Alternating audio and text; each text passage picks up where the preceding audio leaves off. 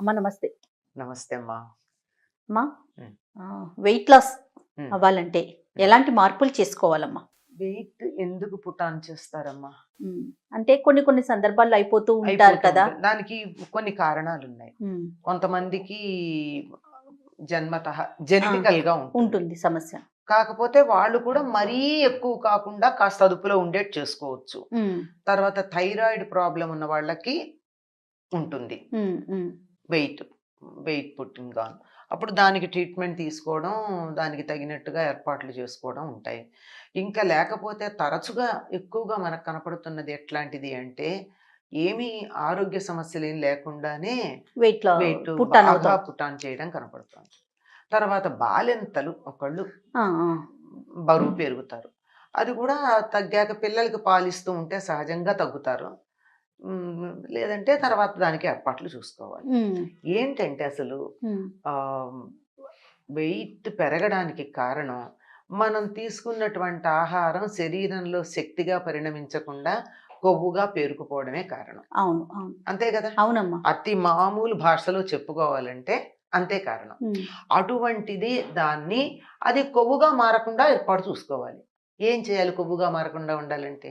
ఖర్చు చేయాలి. ఖర్చు చేయాలి. ఖర్చు చెయ్యాలి అంటే ఎప్పుడు ఖర్చు చేస్తారు? పగటిపూట పని చేస్తే ఖర్చు చేస్తారు. హ్మ్. అంతే గదా! శ్రమ కల్పించాలి. ఆ! ఇప్పుడు సాధారణంగా ఈ వెయిట్ పుట్ ఆన్ చేసేటటువంటి వాళ్ళు 2, 3 తరగతులకు చెందుంటారు. ఓకే అమ్మా. ఒకటి రాత్రి పూట బాగా తినేవాళ్ళు. హ్మ్. హ్మ్. 2 కూర్చున్న చోటు నుంచి కదలకుండా పనిచేసేవాళ్ళు. ఓకే అమ్మా. హ్మ్. హ్మ్. హ్మ్. ఇంకొకళ్ళు అసలు అవసరం ఉన్నా లేకపోయినా 24 గంటలు నోరనే మిల్లు ఆడుతూ ఉండేవాళ్ళు. 3 రకాలు. అవును. అవును.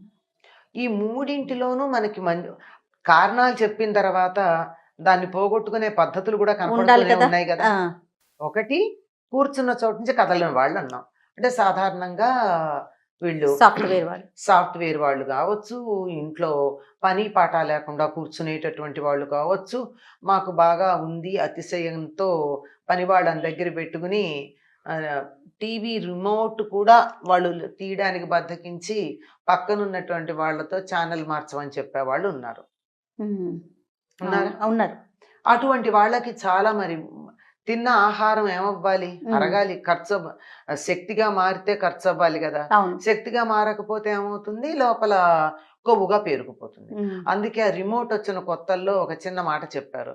వెయిట్ లాస్‌కి ఒక టెక్నిక్ చెప్తున్నాము.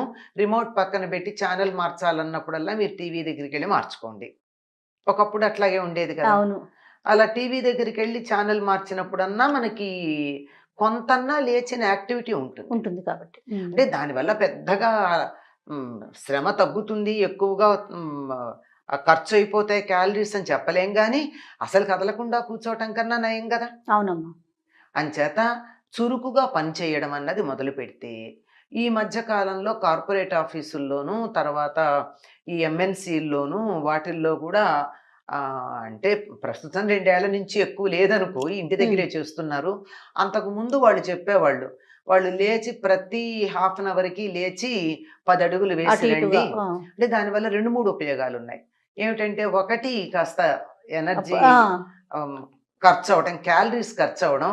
తర్వాత బద్ధకం తగ్గి కాస్త చురుకుగా ఫోకస్డ్‌గా ఉండడం. ఉండటం.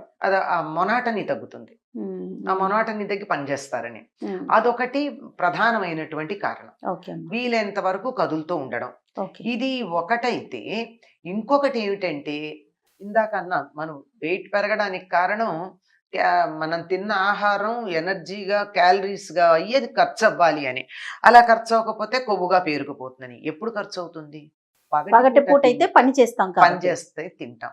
కనుక పొద్దున పూట మీరు 10, 10:30 మాక్సిమం 11 గంటల లోపల మీకిష్టం వచ్చిన పదార్థాలు ఇష్టం వచ్చినంత తినండి. ఏవైనా వైద్యుడు ఇవి తినొద్దు అని వేరే అనారోగ్య కారణంగా చెబితే తప్ప. ఆ! తినొచ్చు. ఓకే అమ్మా. చక్కగా తినండి. రోజంతా ఇంతో అంతో పని చేస్తాం గదా! అంతా కదలకుండా కూర్చున్న వాళ్ళన్నా అవునవును. కనీసం మంచినీళ్ళు ఎవరన్నా తెచ్చిస్తే తాగడానికన్నా చెయ్యి కదుపుతారు గదా! అవును. కనీసం. కనీసం. అట్లాంటివేవో ఉంటాయి. ఓ ఫోనొస్తే మాట్లాడడం ఏదో ఒకటుంటాయి. ఇంతో అంతో పని చేస్తారు కదమ్మా! అవునమ్మా. అందువల్ల కొద్దిగా అన్నా ఖర్చవుతుంది. హ్మ్. అది పర్వాలేదు.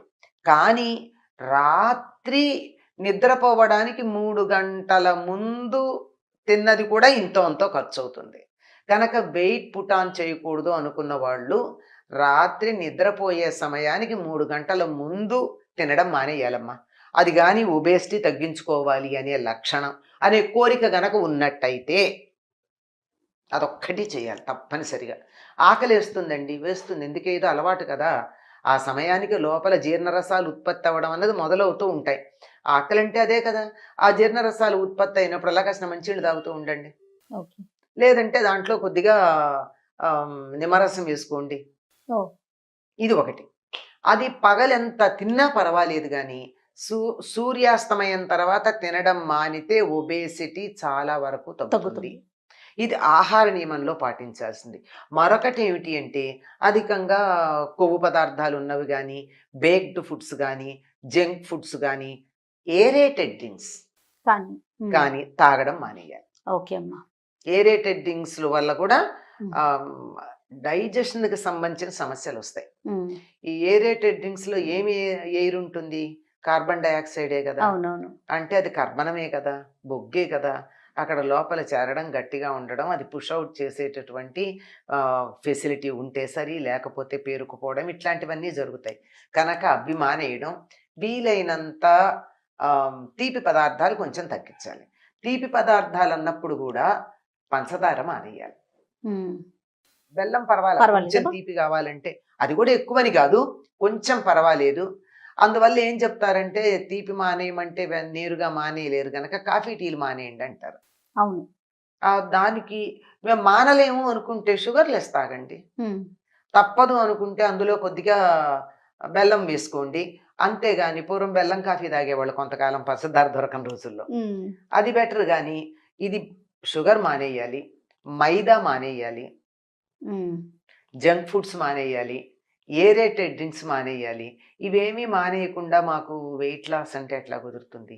అంటే ఇది నార్మల్ ఫుడ్ తినేవాళ్ళకి. అట్లా కాకుండా నాన్ వెజిటేరియన్ లాంటివి తినేవాళ్ళు ఆ విషయంలో ఎంత జాగ్రత్త పడాలో వాళ్ళకి తెలుసు. తెలియకుండా ఇవన్నీ తెలిసాక అది ఎందుకు తెలియదు? తప్పనిసరిగా అది కూడా ప్రత్యేకంగా కొన్ని ఏవో ఉన్నాయి, కొన్ని మాత్రమే పరిమితం ఒబేసిటీ తగ్గడానికి, మరి కొన్ని ఉండకూడదు అని. ఆ రకమైన ఆహార నియమాలు, సమయం పాటించటం అన్న చాలా ప్రధానం. పొద్దున తినదరుగుతుంది కానీ రాత్రి తినది పేరుకుంటుంది. ఇది ఒకటి. ఇంకొకటి ఆఫీసుల్లో లేచి తిరగడం అని చెప్పేది కాక ఇంటి పనులు హాయిగా చేసుకోండి అందరూ. చాలా మంది వాకింగ్కి వెళ్ళండి అంటారు. వాకింగ్ ఓకే, ఏమి అందరికీ అక్కడ అంత అవసరం అవకాశం ఎక్కడుంటోంది? మంచి గాలి ఉండేటటువంటి చోటికి వెళ్ళే వీలే తక్కువ ఉంటుంది కదా. అవును. అక్కడ కూడా ఎయిర్ పొల్యూషన్ ఉంది, బయటికి రావద్దు అని, పైగా ముక్కుకేమో మాస్కులు అవి పెట్టుకుని వెళ్ళి చేస్తున్నాం. దాని బదులు ఎవరింట్లో పని వాళ్ళు చేసుకోండి హాయిగా. ఒళ్ళొంచి పని చేసుకుంటే, ఇంటి పని చేసుకుంటే దాన్ని మించినటువంటి ఎక్సర్సైజు, జిమ్ లేదమ్మా. అవునమ్మా. అంటే ఇది ఆడవాళ్ళకే కదండి. మగవాళ్ళ సంగతి ఏమిటంటారు? మగవాళ్ళు ఇంటి పని చేయకూడదని ఎవరు చెప్పారు? ఎవరైనా చేయొచ్చు. అంటే మళ్ళీ మొహమాట పడ్డా వాళ్ళు చేసే పనులు వాళ్ళకు ఉన్నాయి కదమ్మా. ఎన్నున్నాయి? ఇప్పుడు ఇక్కడి నుంచి మార్కెట్కి వెళ్ళి కూరలు తేవాలి. మార్కెట్కి వెళ్ళి కూరలు తేవాలి అంటే ఇమీడియట్ గా బండి తీయాల్సిన పని ఏముంది? నడుచుకుంటూ వెళ్ళొచ్చు కదా. చిత్రం ఏమిటంటే బోలెడు దూరం కారులో వెళ్ళి అక్కడికి వెళ్ళి వాకింగ్ చేస్తూ ఉంటారు చాలా మంది. అవును. అక్కడికి వెళ్ళి వాకింగ్ చేసే బదులు ఇంటి నుంచి నడుచుకుంటూ పెడితే ఎంత బాగుంటుంది. అంటే ఇదంతా పొల్యూషన్ట, అక్కడ ఉండదట. పొల్యూషన్ ఎవరు? నువ్వు తీసిన బండి నుంచి వచ్చే పొల్యూషనే ఇదంతా. ఇలా వాకింగ్కి వెళ్ళే వాళ్ళందరూ పొద్దున పూట మేము నడిచే పెడతాం, బండి వాడడం అంటే అసలు ఇళ్ల నుంచి ఆ పార్కుల దాకా వెళ్లే దారంతా పొల్యూషన్ లేకుండానే ఉంటుంది. అంటే చిన్న విషయాలను మనం చాలా అశ్రద్ధ చేస్తామమ్మా. చిన్న విషయాలే చాలా పెద్దవిగా ఉంటాయి. పట్టించుకోగలిగితే ఆ చిన్న విషయాల వల్ల వచ్చేటటువంటి ఫలితాలు ఏవైతే ఉన్నాయో అవి ఏ స్థాయిలో ఉన్నాయో చూస్తే ఆశ్చర్యం వేస్తుంది. ఇది ఇలాంటివి కొన్ని పాటించటం ద్వారా, అదీ కాకుండా కూర్చుని చేసేటటువంటి సూక్ష్మ వ్యాయామాలు కొన్ని ఉన్నాయి. అసలు వ్యాయామం చేస్తే మంచిది. వ్యాయామం చేయలేని పరిస్థితుల్లో ఇంటడుపు, ఈ రోజుల్లో చిన్న చిన్న ఇళ్ళే కదమ్మా, ఎంత పెద్ద ఉంటున్నాయి. పెరడామన్నా తుడవడానికి పెద్దది ఉంటుందా? పెద్దవి లేవు గనక ఇల్లే. పోనీ తిరుగుతామన్నా గుడుగుడు గుంజం గుండే రాగం, ఇంతే ఇళ్ళు. 2 బెడ్రూమ్లు, ఒక హాలు అంతవరకే తప్ప పెద్దదేం ఉండట్లేదు. అటువంటి పరిస్థితుల్లో వ్యాయామమే చేయడం మంచిది. ఇంటి పనులు చేసుకోండి, వ్యాయామం చెయ్యండి. వీలైనంత వరకు కూర్చుని టీవీ చూసే సమయాల్లో దగ్గరికెళ్ళి ఆన్ చేయడం, దగ్గరికెళ్ళి మారుస్తూ ఉండడం చేయండి. కదలకుండా కూర్చోవద్దు. పైగా చెప్పేదేమిటంటే ఇది నార్మల్‌గా ఉన్న వాళ్ళకి. బాగా ఒబేసిటీ ఉండి తగ్గాలనుకున్న వాళ్ళు చేసే ఎక్సర్సైజ్ ఏ స్థాయిలో చేయాలంటే చెమట పట్టేంత చేయాలి. అవును. మామూలుగా ఇంట్లో తిరిగితే మనకు బాగానే ఉంటుంది. ఆ శరీరంలో అన్ని కీళ్ళు పనిచేస్తాయి, అన్నవయవాలు పనిచేస్తాయి. కానీ కండ కరగాలి కదా! కండ కరగాలంటే బాగా చెమట పట్టేటట్టు చేయాలి. ఇవి చేస్తే కొంతవరకు తగ్గుతుందమ్మా. మొదటిది ఆహారం, రెండోది సమయం, మూడోది వ్యాయామం. అన్నింటికన్నా గొప్ప వ్యాయామం నడక అని చెప్తారు. మెట్లెక్కాల్సిన చోట లిఫ్ట్ వాడకుండా మెట్లెక్కండి, మెట్లు దిగండి.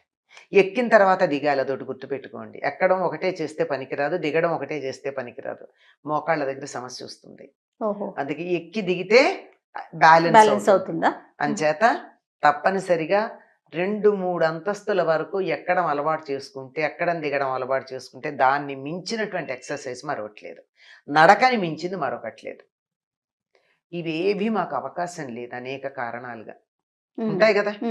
నేను మా ఇల్లు గ్రౌండ్ ఫ్లోరే ఉంది, నేను పైకి ఎక్కర్లా, నా ఆఫీసు లేదు, ఆఫీస్లో ఒకవేళ పనిచేస్తున్నా మెట్లు లేవు, నడవడానికి వీలు లేదు, కుదరదు, అనేక కారణాలుగా వ్యాయామం ఇది చెయ్యండి.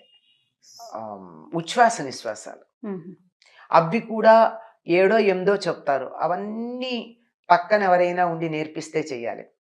మన దగ్గర ఎవరు లేనప్పుడు ఎలా చెయ్యాలి? కొన్ని ప్రమాదాలకు కూడా దారి తీయచ్చు, అన్నీ కాకపోయినా. ఒక్కడికి ప్రమాదానికి దారి తీయనటువంటిది ఒకటి ఉంది. అదొకటి చేసినా చాలు. ఏమీ లేదు, ఇలా నడుము నిటారుగా పెట్టి కూర్చుని వీలైనంత నెమ్మదిగా గాలి పీల్చి వీలైనంత నెమ్మదిగా గాలి వదలండి వీలున్నప్పుడల్లా. ఎంత నెమ్మదిగా అంటే అంత నెమ్మది. అంటే మళ్ళీ ఊపిరితిత్తుల మీద బరువు పడకూడదు. అంత నెమ్మదిగా 5 సెకండ్లే పీల్చగనుకోను, 5 సెకండ్లే పీల్చు.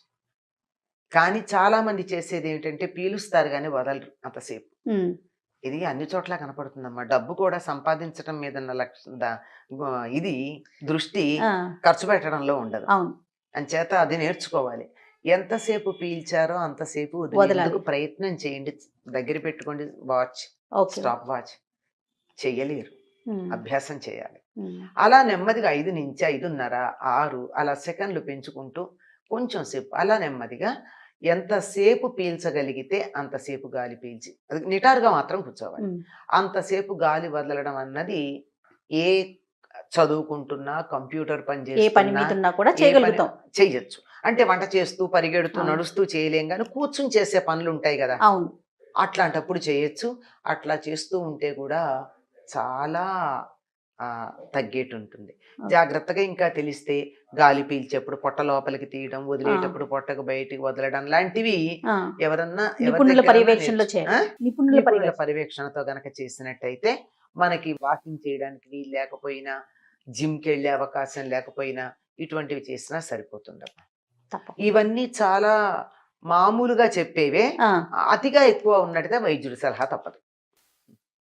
నమస్తే. నమస్తే అమ్మా.